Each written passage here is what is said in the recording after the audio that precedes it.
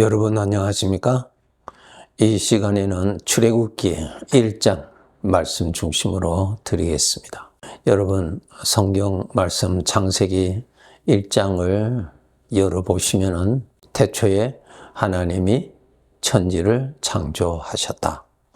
이 말씀 여러분 너무나 잘 아시죠? 그 말씀의 뜻이 무엇입니까? 하나님이 만물의 주인이시다. 그것이죠. 만물은 주인 되시는 하나님의 것이다. 하나님이 창조해 주시니까요. 그 다음 이 모든 만물에는 하나님이 일하시는 곳입니다. 창세기 1장에 보면 하나님께서 계획을 세우시고 계획대로 이루시는 일을 하셨죠. 만물의 주인 되시는 하나님께서 뜻하시는 것을 지금 또 하나님은 그것을 이루시는 일을 하고 계십니다. 그 가운데 나라는 존재도 포함됩니다. 나도 피조물이죠. 그러니까 나라는 존재가 있다는 말은 나를 창조하신 주인이 계신다는 뜻이죠. 그런데 우리 사람들은 죄의 사상으로 인하여서, 죄의 사상은 마귀로부터 왔어요. 죄의 사상으로 인하여서 나 자신의 주인은 나 자신이라고 하는 생각에서 살게 된 것입니다. 모순이지요, 여러분? 나 스스로가 나 자신의 주인이 될 수가 없어요. 여러분, 내가 있다는 말은 나의 주인이 계신다는 말씀입니다. 내가 지금까지 살고 있다는 것은 나의 주인에게 뜻이 있으시다는 것입니다. 이 세상에 태어난 것도 나의 결정에 의해서, 나의 뜻에 의해서 태어난 것 아니죠? 또 여러분이 언젠가는 내가 이 세상을 떠난다는 것은 다 알고 계시잖아요. 그러나 그 결정권은 나에게 전혀 없습니다. 주인에게 있습니다. 그렇기 때문에 특히 우리 성도들 주인 되시는 하나님을 알고 살아야 됩니다. 그러면 내 인생은 내가 원하는 대로 될 수가 없습니다. 내가 주인이 아니기 때문에요. 그래서 우리가 살다 보면은 내가 원하는 대로 되는 것도 있는가 하면은 내가 원치 아니하는 이러한 일 저러한 일들을 얼마든지 만날 수가 있습니다. 거기에서 우리는 갈등을 만나게 되고 내가 원하는 대로 되지 아니함으로 인해서 오는 여러 가지의 힘든 생각을 우리가 하게 되죠. 그런데 여러분, 나라는 존재의 삶의 중심은 나의 주인 되시는 하나님에게 있는 것입니다. 나의 앞날의 전개는 주인의 뜻을 중심으로 해서 전개된다는 것을 우리는 인정해야 됩니다. 창세기에 보면은 요셉이 애굽으로 노예로 팔려 들어가죠. 그래서 그 애굽에서 하나님께서 요셉을 애굽의 총리로 세우시죠. 배후에 하나님이 다 하셨죠. 총리로 세우심으로 인하여서 그 요셉의 부모, 형제들이 애굽으로 다 이주하게 됩니다. 70명이었죠. 그렇게 이주해서 고센 땅이라고 하는 아주 비옥한 땅에 특별히 애굽의 왕의 허락하에서 살게 되죠. 이렇게 전개되는 것은 하나님의 뜻을 따라서 전개된 것입니다. 하나님께서 일찍이 그의 조상 아브라함에게 하나님 말씀하셨죠. 너의 후손을 크게 번성케 해서 큰 민족을 내가 이루리라고 하는 주인의 뜻을 아브라함에게 알려주셨죠. 그거 하나님이 이루실 일입니다. 하나님의 계획을 알려주셨어요. 하나님께서 아브라함에게 알려주셨던 그 내용을 이제 요셉의 시대에 와서 이제 더욱더 선명하게 보여주시죠. 애굽의 고센 땅에서 아브라함의 후손들이 거기서 잘 살고 정말 크게 번성하게 되는 그러한 시대를 만나게 됩니다. 그렇게 된 것이 전부 다 하나님께서 정하신 그 뜻을 이루어 가시는 과정이었습니다. 우리는 내 중심으로 판단하잖아요. 아, 이것은 실패다. 이것은 나에게는 불행이다. 이렇게 우리는 쉽게 판단하지요. 틀렸다는 것입니다. 하늘에 계시는 하나님의 그 깊으신 뜻을 우리는 알 수가 없지요. 알아야 될 것은 하나님이 나라는 존재의 주인이라는 것입니다. 그리고 나라는 존재가 지금 살고 있다는 것은 주인의 뜻이 있어서 살고 있다는 것입니다. 모든 사물에는 뜻이 있잖아요. 나라는 존재도 뜻이 있는데 주인의 뜻이 있는 것입니다. 그 뜻을 이루시기 위해서 주인이 일을 하시는 과정에서 내가 지금 살고 있는 것입니다. 아브라함도 이 세상에 살았죠? 그러나 때가 되면 하나님이 불러가셨어요. 하나님께서 이루시는 큰 일을 이루시는 데 있어서의 아브라함이 살 수 있는 그 기간이 있었어요. 그 기간 속에서 하나님이 이루시는 그 뜻을 따라서 그의 생애가 전개됐다는 것입니다. 이삭도 그렇고요. 야곱도 그랬고요.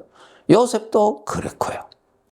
그러니까 우리가 생각하는 나의 생애는 내가 주인이고 나의 생애는 내가 원하는 내가 목표하는 것을 이루었을 때야 그것을 우리는 성공했다, 잘했다, 복받았다 그렇게 우리는 평가하는데 틀렸다는 것입니다. 주인의 뜻이 이루어가는 과정에 있어서 내가 어느 기간 동안에 사는 것입니다. 그 사는 날 동안에 나는 주인을 섬기고 주인이 주인의 뜻을 이루시는 데 있어서의 필요로 하게 쓰임받고 봉사하고 섬기고 주인께 영광 돌리고 그러한 역할을 하다가 때가 되면은 주인 되시는 분이 우리를 불러 가시는 것입니다. 그러니까 우리는 철저하게 주인 중심으로 생각할 줄 알아야 됩니다. 요셉이 애굽에 노예로 팔려 들어갔을 때 애굽의 왕이 꿈을 꾸었죠. 같은 내용을 2차례나 꿈을 꾸었는데 그거 하나님께서 계획하신 것을 꿈으로 그 왕에게 보여주신 것이죠. 그 내용을 하나님께서 요셉에게 알려주셔서 하나님께서 이렇게 하실 것입니다. 그렇게 설명해 주었죠. 예. 애굽의 그 사람들은 하나님 모르지만은 그 애굽의 주인도 하나님이요. 애굽의 왕의 주인도 하나님이요. 그 시대에 큰 풍년과 무서운 흉년이 있었던 것도 하나님께서 일을 하시기 위한 그러한 뜻이 있어서 그러한 일들이 일어났다고 하는 사실을 성경은 말씀하고 있습니다. 우리가 신앙생활을 하지만은 현실에 여러 가지의 갈등도 일어나고 어려운 문제들도 일어나지요. 그래서 기도를 하는데 어떤 때는 기도로 인하여서 해결도 되지만 어떤 때는 해결은커녕 그렇게 어려움이 계속 있을 수도 있겠죠. 그럴 때 우리는 갈등하죠. 이렇게 내가 믿음 생활하고 하나님께 헌신하는데 어떻게 이런 어려움이 있는가 하고 하나님 앞에 원망하는 그러한 생각을 우리는 하게 되죠. 그러나 우리가 더 높이 올라가면은 하나님의 우리가 알지 못하는 하나님을 위하여서 하나님이 정하신 그 뜻을 이루시는 데 있어서의 나의 생애가 거기에 포함되어서 가고 있다는 것입니다. 그래서 우리 성도들의 기도는 무엇인가? 내 뜻이 중요한 것이 아니라 주인의 뜻이 이루어지는데 동참하고 믿음으로 동참하여서 내가 원하는 어떠한 것에 창념이 아니라 나의 주인을 섬기고 나의 주인을 높이고 나의 주인을 사랑하는 그러한 삶을 살아가는 것이 지금 출애굽기 1장에 보면은 이스라엘 백성들이 애굽에서 잘 살았어요. 요셉으로 인하여서 그 비옥한 땅 고센 땅에서 잘 살았어요. 세월이 지나서 요셉도 모르는 왕이 나타날 수 있죠. 그때쯤 되니까 이스라엘 자손들이 너무너무 인구가 많아졌어요. 7절에 보면은 이스라엘 자손은 생육하고 불어나 번성하고 매우 강하여 온 땅에 가득하게 되었더라. 이건 하나님의 뜻이 이루어지는 것이죠. 하나님이 그렇게 큰 민족을 이루시겠다고 하였잖아요. 그렇게 해서 세월이 지나서 이렇게 되었어요. 8절에 요셉을 알지 못하는 새 왕이 일어나서 애굽을 다스리는데 저들을 번성하지 못하도록 하기 위한 정책을 세우는데 종으로 삼고 자유를 박탈하고 학대하죠. 12절에 보면은 학대를 받을수록 더욱 번성하였다. 더욱 번성하였다. 계속 번성하는 거예요. 그래서 애굽의 왕이 이스라엘 사람들이 남자를 낳으면은 죽이고 여자아이는 살리라고 그렇게까지 했습니다. 이렇게 험악한 상황을 만나게 됩니다. 왜 이렇게 만나게 될까? 저들은 알 수가 없죠. 그러나 주인 되시는 하나님의 입장에서 보면은 알 수가 있어요. 왜 이렇게 고달픔을 겪고 사는가? 하나님의 뜻은 아브라함의 자손들이 애굽에서 크게 번성시켜서 조상에게 주었던 가나안 땅으로 이주하시는 것이 주인의 뜻이었어요. 그러니까 그동안 애굽에서 크게 번성했습니다. 이제 하나님이 하셨죠. 그 다음에는 이주를 해야 돼요. 이제 애굽에서 나와야 돼요.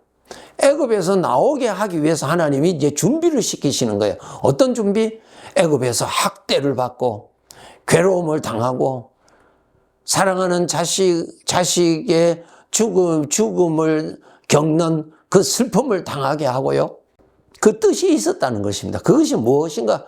애굽에서 나올 수 있도록 이제 하나님께서 이제 애굽을 떠나라 할 때 이스라엘 백성들이 애굽에 미련을 두지 아니하고 나올 수 있도록 준비하신 것입니다. 그런 차원에서 애굽에서 출애굽기 1장에 보면은 이스라엘 백성들이 그렇게 힘들게 핍박받고 살았던 것입니다. 이런 것이 주인 되시는 하나님을 모르고서는 알 수가 없는 것입니다. 결론적으로 우리들의 생애는 우리 스스로는 왜 이런 일이 있는지, 왜 이렇게 고통이 있는지, 왜 이렇게 문제는 해결되지 않는지 우리는 알 수가 없어요. 나의 인생의 스케줄은 내 손에 있는 것 아닙니다. 여러분 태어나실 때 여러분이 정하신 거 하나도 없잖아요. 여러분이 이 세상을 떠날 때도 여러분의 결정하고는 아무런 상관없이 떠나는 것입니다. 주인의 뜻 안에서 살고 있는 피조물입니다. 이것 알고 살아야 합니다.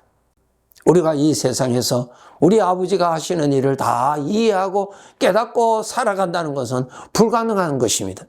오직 하나님이 나를 사랑하셔서 영원히 사랑하셔서 죄의 종에서 해방시켜 주시고 죄의 영원한 형벌에서 구원하여 주실 뿐만 아니라 하나님의 아들로 삼아주신 영원하신 나의 아버지이신 것을 여러분 믿고 아버지를 섬기고 살아야 합니다. 내가 중심이 아닙니다. 하나님이 나의 주인입니다. 그래서 여러분 하루하루 살 때 항상 아버지 하나님을 염두에 두고 살아야 합니다. 아버지 중심으로 살아야 합니다. 아버지 중심으로 산다는 것이 무엇일까요? 아버지가 기뻐하심을 따라서 살도록 해야 합니다. 여러분의 마음에 생각을 품을 때도 하나님이 좋아하시는 것을 품고 하나님이 싫어하시는 것은 품지 않도록 해야 됩니다. 그것이 바로 하나님 중심으로 사는 것입니다.